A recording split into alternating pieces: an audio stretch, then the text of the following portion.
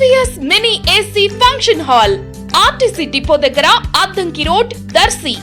ఇప్పుడు మన దర్శి పట్టణంలో SVS సౌండ్స్ నిర్వాహకుడు వెంకటేశ్వర రెడ్డి గారి ఆధ్వర్యంలో అధునాతన రీతిలో నిర్మాణం జరిగిన SVS mini AC function hall మీ యొక్క శుభ కార్యక్రమాలు నిర్వహించుకునేందుకు చక్కటి వేదిక.